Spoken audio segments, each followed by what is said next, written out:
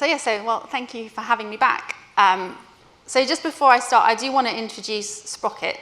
It's a new project that I'm joint leading at UCL to transform services for children and young people with complex health needs. We're currently in a development phase, planning and bidding for a full hub, which will be 5 years. And as part of that, we've been holding several workshops with parents of children with complex health needs, and much of the content in this presentation comes directly from what we've heard from them. This is our parent lead on Sprocket, Megan Call, and she is mother to a 5-year-old son with very complex health needs. He's got a rare genetic condition, and she says, parenting is difficult at the best of times, so parenting a child with complex health needs adds extra layers of challenges on top. These challenges are often invisible to the outside world, which is isolating and scary. Life can be turned upside down by lengthy diagnosis odysseys and the stress of navigating multiple different services. So when she says multiple different services, she means multiple different services. This is a map of the health services you might need if your child has Down syndrome. And it completely ignores the other systems you might need, benefits, transport, adaptive housing, and so on. And this is what parents are trying to navigate. And this system, the full system, it is broken. And we are seeing increasing headlines making the mainstream press of how difficult it is for children with special needs. And that system breaks people, right? And these are all, I'm just going to go through 7 examples that have come directly from the parents we've been listening to over the last month. It's from things like a son growing out of his wheelchair and taking a year to get a new one because they didn't even start the procurement process until it was too small. It's a mother of a severely disabled boy who's now 18, who over the years she's lost her job, her marriage, her home, and her health.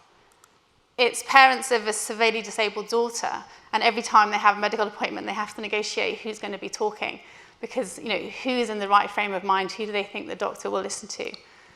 It's a family leaving hospital to a newly adapted home that had a lift installed for their son, but the lift didn't work, and it took 5 years to fix, and they spent those years living in their sitting room. It's the parents of a child who needs 2 people 24/7. The parents, that's 4 people over the day. The parents are 2 of those people, but the local authority can only find 8 nights a month, and the parents say they have no sleep. It's a sister watching her brother being blue lighted to hospital, again, before taking a GCSE exam, not knowing if he was going to survive, and her parents then fighting to get that recognised as a mitigating circumstance. And a mother so often told that she is strong, but crying herself to sleep every night. And it's not a small problem, right? It's not just a few people. Out of the 12 million children in England, 11% have a disability. That's over 1 million children. And if we look at the population who have what's called an education and healthcare plan, an EHCP, out of the 9 million pupils in England, it's 4%. So almost 400,000 children have an EHCP. And there are equity considerations here. If we look at children eligible for free school meals, which is a proxy for low income, for children without any special needs provision, it's 20%, which matches the frighteningly high poverty rate in this country. But for children with an EHCP, it's 40%. And that's not an accident. So a 2014 parliamentary inquiry said that childhood disability is a frequent trigger event for poverty because families incur considerable additional and ongoing expenses related to their child's disability, and they encounter significant barriers to entering or sustaining employment. I just want to show you an example of the pathway in one of these steps, just one. This is getting an EHCP, an educational healthcare plan, and this is Megan's experience. This is the flow chart. You don't have to look at all of it, but it's complicated. From a local authority website, you can start special educational needs from 3 years old. So her experience. On the website, it says it takes 3 weeks to collate evidence. It took her a year. You have to get specialised, detailed reports from every medical specialty that child is under. She has 12. Then the local authority has to make a decision.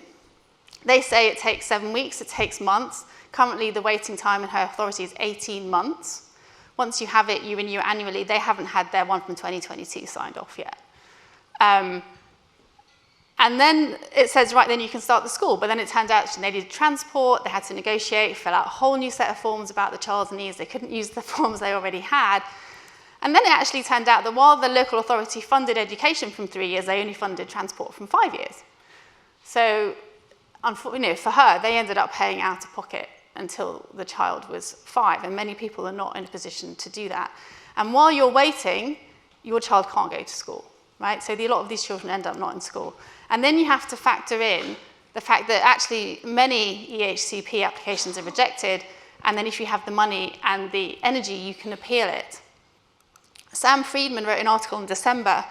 In 2023, 98% of appeals were awarded to the parents. And what's happening, and the local authority people admitted this, is that they say no because it buys them a year where they don't have to pay.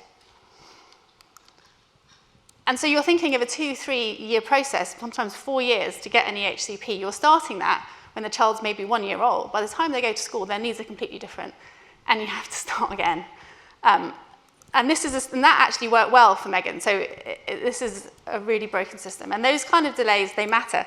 This is from 1981. This isn't rocket science. A US study said delaying intervention is costly for the child, for the parents, and for the taxpayers. Beginning intervention early reduces those human and financial costs. A 2017 study in Leeds on home adaptation says young people's needs change, and adaptations must not only be timely, they must anticipate those future needs, right? That's not happening. They then said that in 2015, 62% of councils had failed to fund adaptations within 1 year, and 44% had people waiting for more than 2 years. And things haven't got better since 2015. And delays are bad for the child. It delays their development, it worsens their physical and mental health, and not just temporarily, right? It can have long-term impacts if things are delayed. And delays are bad for parents. It makes it harder to care for their child, it makes it harder for them to work, and it forces them to fight and wears down what mental health resilience they have. The parents, every single parent said, I'm tired of fighting. I'm just tired of fighting every day. And ultimately, these delays are more expensive because you're ending up paying more later on because things didn't happen quickly enough. And those delays aren't accidental. They're actually partly designed, and the aim is to reduce and shift demand away. There's no comprehensive guide or entitlement to service provision. It relies on parents going out and looking for things or hearing about things. Often it's just luck. There's a lack of communication between services and different procedures that adds friction to every interaction. There's this kind of constant trying to pass responsibility to other parts of the system. The NHS and social care and education keep saying, no, it's not my issue, it's their issue. And we're getting to a stage now where saying no is the default, right? We're forcing families to fight, and for the people that don't know they can, or they're just not in a position to, it reduces demand because they end up being left behind. And there is this equity thing. So one of the things we've been doing in the workshop is thinking about this wheel of privilege and asking parents to fill it out. And the idea is that the closer you're into the middle, the more power you have, or the less challenging the system is for you. And the further out you are, the less power. So this is the things that they came up with. This is the socio-demographic things. It's things like race, wealth, and not just their own wealth, but the local authority, right? Different local authorities have different amounts of money available to them. Housing, the family context, single parent, little family support around you being the hardest situation, language, and education. And actually, what you're seeing is that there's quite a big interaction between how good you are at English and your education level, because you have to interact with incredibly complex and jargonistic things on the form. This is an example taken from the government website, which I think is quite Monty Python. What's the difference between a personal health budget, a personal budget, an integrated personal budget, and a direct payment? And I asked Megan, I said, which of these do you have? She goes, oh, I have no idea, and she tried to work it out. If you use the wrong language, if you say personal budget when you mean personal health budget, you'll get sent to entirely the wrong system and get stuck there. And one thing that we did this, then the parents came up with a whole new wheel of privilege that was around personal aspects to them. Trauma, sleep, knowledge, their own health, time, and isolation. And trauma, I thought, was really quite interesting to listen to, because for many parents, there had been at least one time, if not more, when they were told their child was about to die. And they have to keep going to hospital, but they say every time they go there, they basically have PTSD. And what we're trying to do in Sprocket is say the complexity of need of a child isn't just the clinical diagnosis, right? It's the whole context around that child. And that's how we need to think about how we design services. So let's think about some solutions. And I'm going to start solutions where I think there is a role for tech, particularly digital tech, and thinking of system level things. I'm not talking about individual things for the child, which can range from robotics to learning apps. There must be a way of making it easy to push out information on entitlements, on available services, on key transition points, whether that's going to school, becoming an adult, or whatever. And you can design how you deliver that information with families. And we should be able to tailor it to the child's condition and their socio-demographic context. We should be able to automate referrals and communication across and within services and over time. We should be able to anticipate needs. We should be able to enable easy, rapid, and secure data sharing on medical history. At the moment, that isn't really there, and parents are constantly having to tell their story over and over again. A really simple thing we could do is just model children's growth and weight trajectories. At the moment, the system acts surprised when a child gains weight or grows older. That shouldn't be the case. It should be quite easy to do. Say, oh, I think he's going to need a new wheelchair in 6 months, right? Let's plan for it. Another actually really big thing is allowing families flexibility in the timing of appointments. At the moment, they just get given appointments. They have no choice over them. They're usually in the middle of the day. They might have 4 different appointments in a week, all on a different day. That's time off work. If you could stack them all on one day or create one-stop venues, that would make things really easy. And we're also incredibly inflexible about attending these appointments. It's quite standard that if you do not attend 1 or 2 appointments, you get discharged from the service entirely. It's incredibly stressful to parents. It's very punitive, particularly to parents who don't have access to transport or other children, which make life harder to attend appointments. So if we could just change this system to be more forgiving and more suitable for parents. But then I think there are harder system-level challenges that aren't really amenable to tech, but I think we have to acknowledge them. They're really important. Childcare. Again, the parliamentary inquiry said childcare is a major barrier to work. There's a significant lack of availability of childcare. And where it is there, it's significantly more expensive, and this drives people out of work. They came up with 17 recommendations. Very few of them have been implemented. And only 28% of local authorities report there being sufficient childcare. This is in 2021 for children with, who are disabled. And we're still seeing headlines about how difficult it is to find childcare for this population. Then there's employment. Even if you have childcare in place, can you work? So again, this is the same Working Families report in 2021, that if parents of disabled children who are not working, 90% say they would like to work.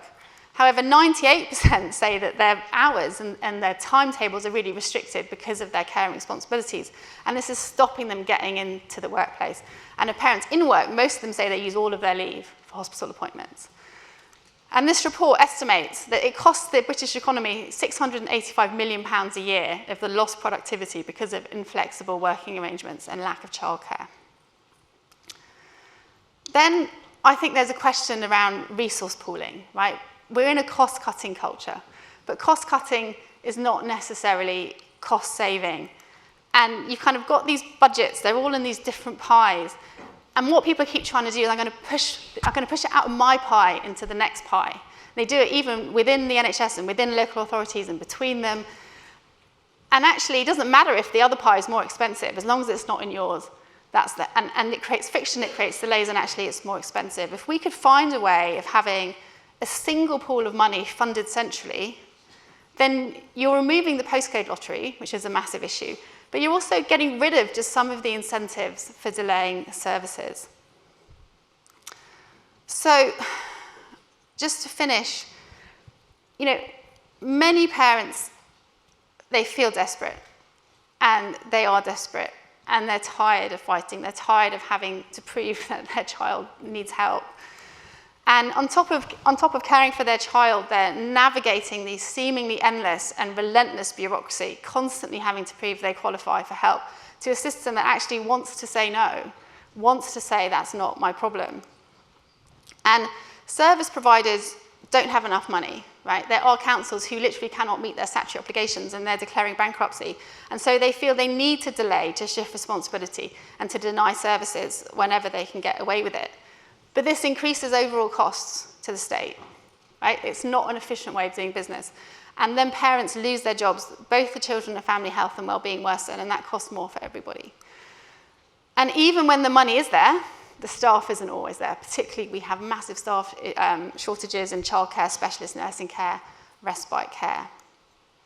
And there is no doubt that technology can help streamline the system. And there are some quick wins right now that we could do that could be delivered without increasing overall costs.